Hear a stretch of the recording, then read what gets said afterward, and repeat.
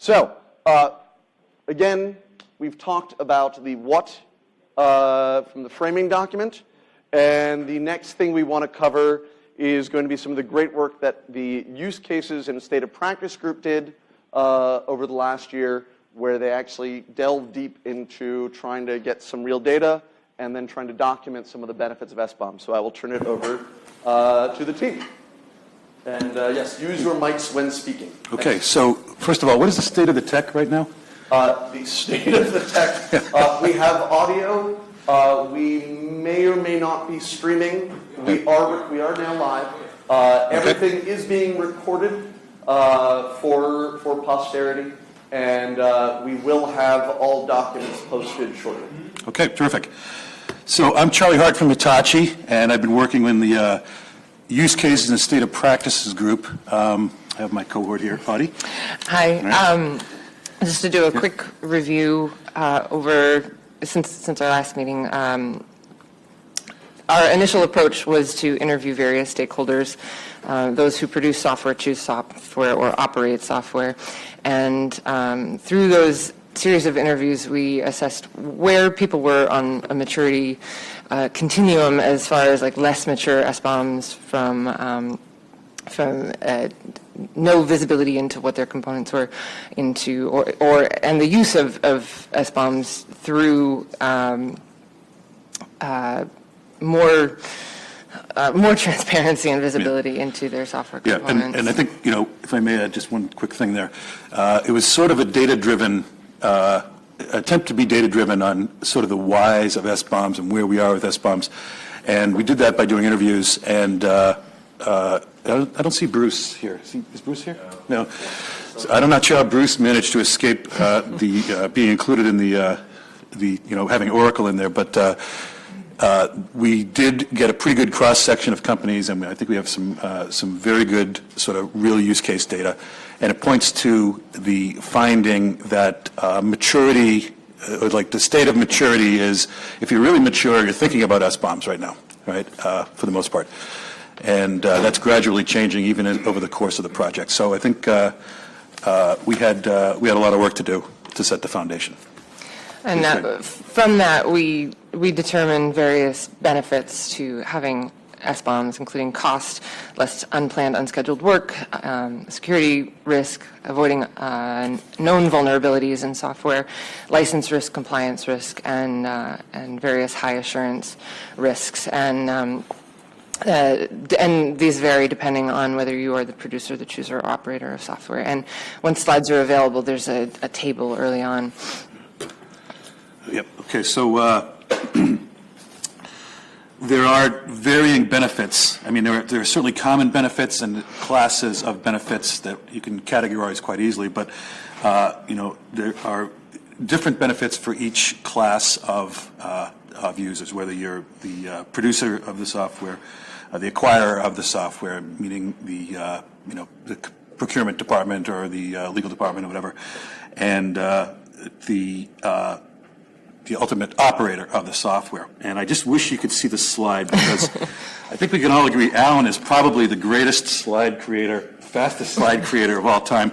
And there are a couple illustrations here. And I was very hazy on the concept, but after I saw these pictures, it really cleared it up for me. So, so thanks, Alan.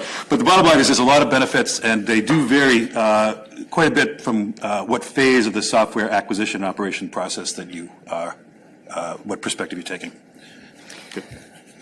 So in our group meetings, I think the majority of the time that we spent was refining the document that we'd been working on, and in particular the ecosystem perspective, going beyond the specific benefits to individual stakeholders to a broader adoption of SBOM generation, and how this can help across the ecosystem. And this included accelerated vulnerability management. And again, in our slides, there's a time to remediation case studies graphic that is worth taking a look at, that just, it goes to show how when everybody has the same information at the same time, they're more on the same page and can start mitigation processes faster. So it condenses the mean time to remediation. Right. So basically, yeah, that's a key chart, I think, for the group sort of turned into a why. If you've seen Alan's presentation, he's got a big section on why do we SBOM, right? And this chart, this time I'm not tongue-in-cheek, I'm serious, this chart really kind of brought it home for me. The idea of this sequential process of when the original component maker is aware of the problem, and then the upstream component maker is then made aware of the problem, and then upstream again, and then finally the ultimate consumer of the software is made aware. The consumer isn't necessarily going to be aware of that flaw in time to get it fixed. However, if everybody is working from the same SBOM, the consumer will be aware of the flaw at the same time as the original supplier, way downstream, or upstream, I should say, depending on which way Art's orientation goes. But the bottom line is it does condense the time that the ultimate consumer of the software can take mitigations and be aware of the problem way in advance of when the vendor of the vendor of the vendor of the vendor tells them. That is figure 2 on page 15 of the document. Right, there we go. Thanks, Alan. So in addition to accelerated vulnerability management, it gives, SBOMs give choosers of software the opportunity to select for better suppliers. Increased transparency allows for the identification of vulnerable components within software, and also amplified herd immunity. So for each, there's a figure 1 in our document as well, which is not in our slide deck, but it shows columns of parts, compound parts, final goods assemblers, and operators. And for each column, SBOMs benefit in a sort of a herd immunity sort of way. It decreases the opacity. By having SBOM, it decreases opacity and highlights low hygiene items, software components within, and then across those columns, the benefits of SBOM are that there's amplified herd immunity. Yep.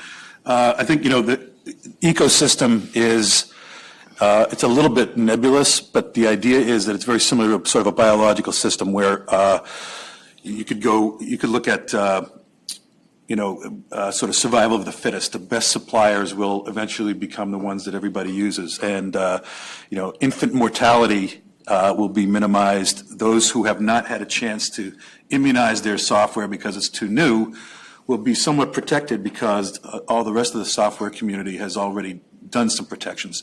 It's a very neat image, and I think it actually is highly valid. So we spent a lot of time, I think, on this concept generally of how the ecosystem goes together and what positive effect that has with SBOM, using SBOMs, and I think it came out very well. So I encourage you to read the paper to get the particulars on that.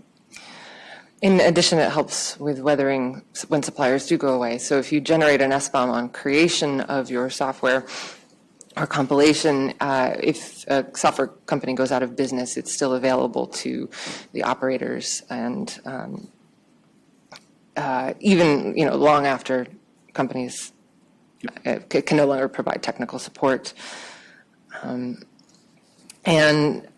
SBOMs also, depending on the level of inclusion of your SBOM, there's a graphic by Chris Gates labeled in our slide deck labeled SBOM depth and effectiveness, and it illustrates that increased transparency allows you to see vulnerabilities that are further down the supply chain than if you only had a level 1. And sooner. Right. And so if you had a vulnerability in like referencing the image, if you had a vulnerability in a level 3 SBOM, that you might not see it if the depth of your SBOM is only 1 level. And by increasing transparency and adding multi-hops to your SBOM, you can identify these vulnerabilities sooner. And Urgent 11 was a recent example of this. And as far as, did you? No, good. Okay. And as far as the combined cumulative value of SBOMs, the entire intention is to move from an ecosystem of a large population of opaque, low hygiene software to a smaller population of more transparent, higher hygiene, and better maintained software. So, and as far as next steps, Alan, this is discussed last week in the meeting. So if I miss anything, I hope you can add some. Give a little tease of the. My understanding is that the discussion has been to potentially transition our focus to awareness and adoption, and ideas already discussed were to track the broader SBOM landscape, engagement needs, coordinate with the other groups in related work, talk to the international concept to generate a frequently asked questions, branding to assist with outreach, and develop targeted resources for specific roles, including C-suite project management, project managers, risk managers, staff engineers, Yep. et cetera. And I think this being our group, we feel that this is the most important part of the next steps. But it started out as a practices kind of focus, but it quickly morphed into sort of the whys, as I said. And I think it's going to morph again into sort of the educational arm that is so critical to establish the foundation for going forward. And there are also, obviously, participants from other teams who might want to get involved. And I think there are people that aren't yet in the room that we desperately need to have in the room to gain their additional perspectives. Yep. Okay. Thank you. That was great. The document is very powerful, and some of the examples sort of showing the collapsed timeline, that figure 2 that they were talking about in the document, and of course, the second appendix, which talks about the importance of going beyond just a single hop down from a product perspective is I think, a very useful discussion, because it's informed by real vulnerabilities. It's not just a conceptual discussion. The other thing I want to flag for this group that's come up is that there still could be some value in revisiting, in making sure that we can clearly document the current state of practice. This is how the group began, by saying, hey, listen, we're already doing this today in some places, in different phenomena with different technologies. Let's make sure that we can bring that to the fore.